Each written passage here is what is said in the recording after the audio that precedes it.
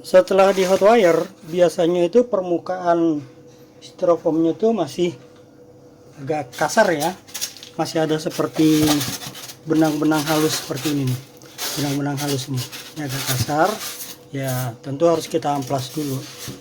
Nah, untuk memudahkan kerja supaya kita nggak capek pegang, ini saya gunakan potongan foam keras yang amplasnya dilem di dua sisi.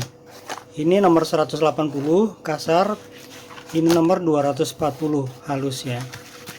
Ya ini juga yang potongan kecil juga sama, ini 240 ya. Jadi selesai di hot wire, diamplas dulu ya sampai halus permukaannya ya. Jadi seperti yang sayap tadi, ini tuh udah diamplas. Sebelumnya kelihatan ada bekas-bekas rambut, sisa potongan kena kawat panas.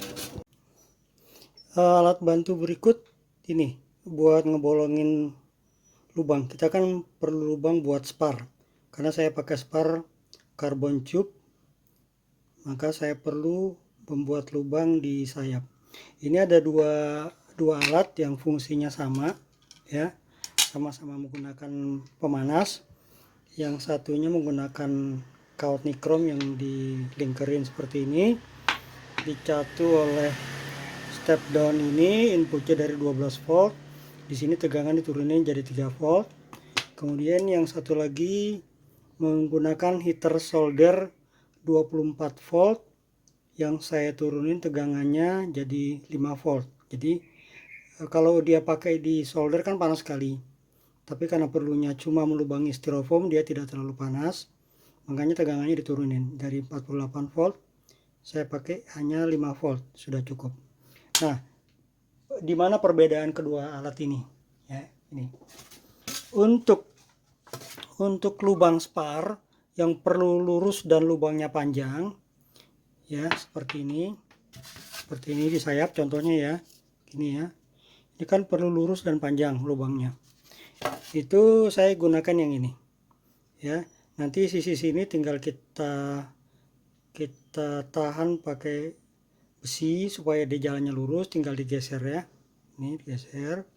Ini diharapkan ya, dipastikan hasilnya akan lurus dan tidak belok-belok, tidak melengkung-melengkung ya, seperti ini ya. Ini lubangnya panjangnya kurang lebih 45 cm dan lurus, kita bisa lihat tembus ke dalam lurus ya. Diameternya kita bisa ganti-ganti sesuai dengan ukuran karbon tube yang mau kita pakai ya. Nah, untuk yang ini yang menggunakan heater ya, menggunakan heater ini saya pakai hanya untuk lubang-lubang di fuselage seperti ini ya.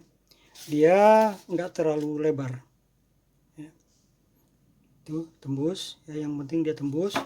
Dia paling maksimal 10 cm ya, menghindari melengkung di ujung kalau kita panjang-panjang pakai ini, karena ada potensi dia ngedorongnya tidak akan lurus hasilnya seperti itu.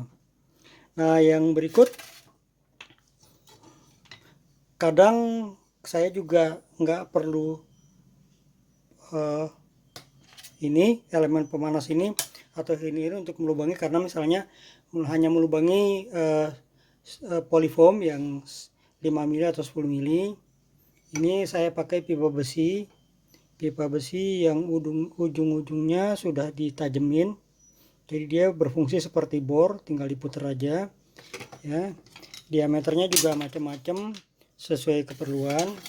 Yang ini pipa aluminium, ini juga ujungnya sudah dikikir tajam, jadi tinggal putar aja dia akan tembus. Ini hanya dipakai untuk bahan yang enggak terlalu tebal, misalnya polyfoam 5 mili atau polyfoam 10 mili, karena kalau pakai mata bor itu hasilnya akan hancur, nggak rata. Tapi kalau pakai potongan besi hasilnya rata. Nah, yang berikutnya, misalkan ternyata lubangnya kurang besar karena pipa yang tersedia 12 mili atau di sini yang saya bikin 12 mili. Nah, ini ada kertas amplas yang saya gulung di styrofoam, kertas amplas yang saya gulung di pipa besi. Nanti kita tinggal akan putar-putar aja di lubang buat ngegedein lubang ya, seperti ini. Ini adalah beberapa alat bantu yang biasa saya pakai dalam mengolah dan memproses styrofoam menjadi bentuk jadi. Nah, seperti ini ya, seperti ini. Nanti hasilnya seperti ini, sayapnya seperti ini. Oke, sekian dulu teman-teman untuk tools hari ini.